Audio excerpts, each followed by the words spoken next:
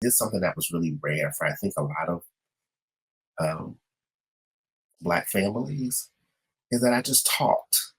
I openly talked about things, like I asked questions, and that isn't always welcome. Or even if it's welcome, it's odd because so much is held tight In secret. Yeah. in secret. And here I come in the room, grandma, you know. So my youngest uncle is only 7 years older than me. Who was like, where's, Mm-hmm. help me do the math. And everyone's like, who asked that question? Me, because I'm wondering where everybody came from. And I've always been that because I like to piece things. I like to know where I am. And I think that's what storytelling and communicating is. It kind of situates you so you know where you are. My life has gotten exponentially better because of me writing and telling these stories. Because now when I walk into rooms with old friends, people who maybe have not met me, but they've seen some of my work, that they've already decided a little bit of what they think about me. And it's all, much of it's on the table. So I don't have to do a lot of that pre-work that I used to have to do with people in some. I was raised by a father who was very, very powerful man and had very strong ideas about what success looked like. And there was this polarity, right? It's like either you succeed or you fail. And the success was determined by going down a particular path, getting good grades, going to college, picking a white collar profession. And that is how success was defined. And I also was a kid who was really, really smart. And I did very well on standardized tests without a lot of preparation. I just did.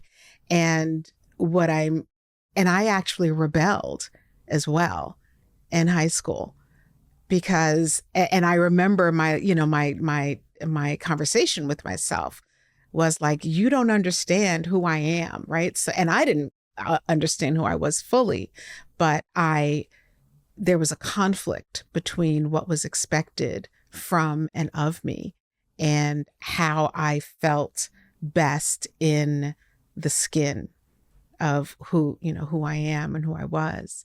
And so I kind of veered off in another direction and actually went so far as to go into corporate and to try to kind of please what his view was. And then eventually found that I was living in parts and needed to kind of re-find myself. And I think that the story you shared and my experience, uh, those are experiences that a lot of people, or a certain group of people, I think experience. I think there are some folks for whom that provide structure and a plan and can be very comforting.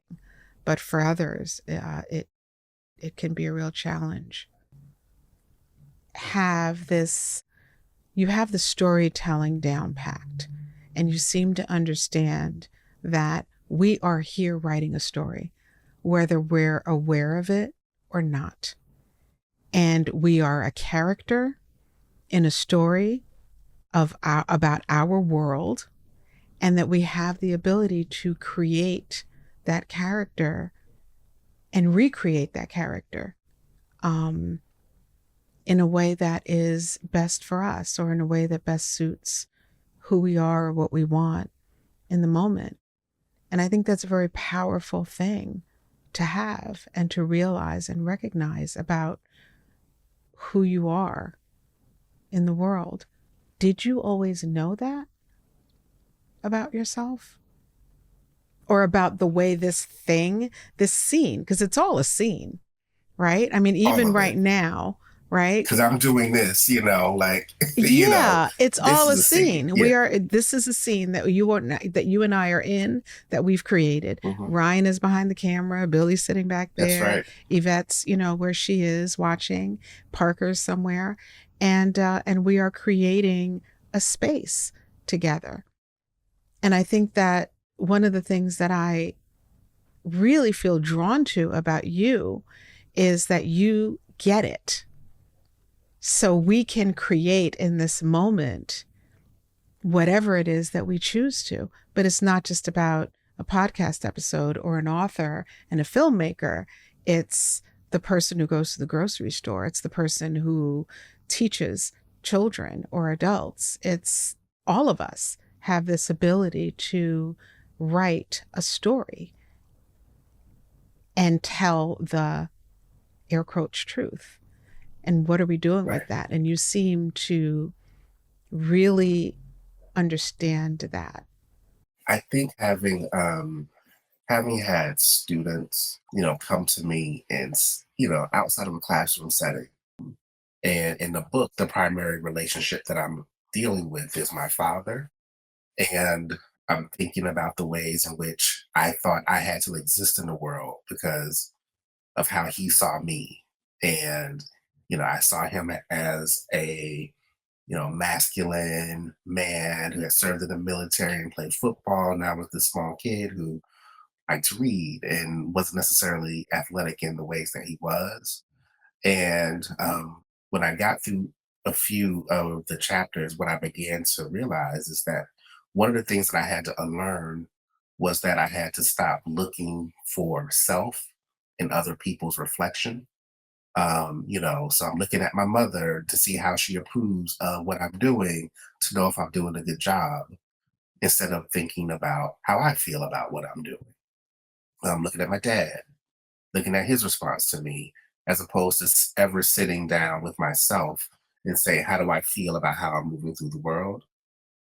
So one of the things that I've had to unlearn is to stop looking at other people's responses to me first and to kind of sit with myself a little bit more and to see how I feel about choices that I'm making and the things that I'm doing.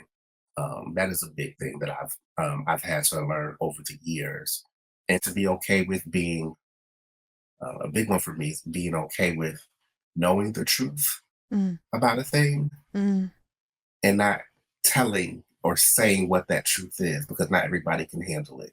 Because I used to be a person who knew it and would say it because I thought everyone wanted to know.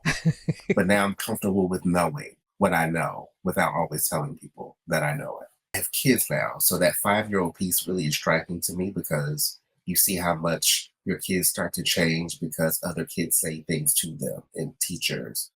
So we have been very intentional about shoring our kids up as much as possible so that we're giving them something that when they walk into those situations that they have a little bit more sort of protection from. They won't be immune to it, but they'll have some steadiness because we've given them that. and they'll be filled up. They're filled up. Yeah, Yeah. we're very intentional about that. But we were on the screening tour, and we were in Harlem, um, and the discussion from every stop was names have meaning. Even if you know what they are, that person who named their kid Uniki or whatever, they had a meaning and we shouldn't disparage. And Shaniqua McClendon, who is amazing, she's the one that was doing the stuff with the Congress, the White House, and all the things. The main Shaniqua in the film. We were in the panel, and she said, "You know what? I don't think my name has to have a meaning. My parents were young. They liked how it sounded. End of story." She goes, "Everyone in here is like trying to give me grace because, your mom and your parents, there was meaning for the name, so we shouldn't judge." She goes, I don't know that it was. It sounded pretty. And her point was when you meet a woman named Lisa, you know, do you ask her what Lisa means? Right. Or Jen Right. or Katie? Hmm. She goes, so don't ask me what Shaniqua means. It's no different than those names. In the room, just kind of, she goes, I know it's with good intention, but no one's asking anybody what Jackie Right. means. And those names may all have meanings, but we're not walking around thinking about it. Right. And it changed the discourse of how we talked about the film and the screenings. I think there are meanings for a lot of the people who give those names, but mostly, like you said, just for the most part, leave people alone. Yeah. Let them be.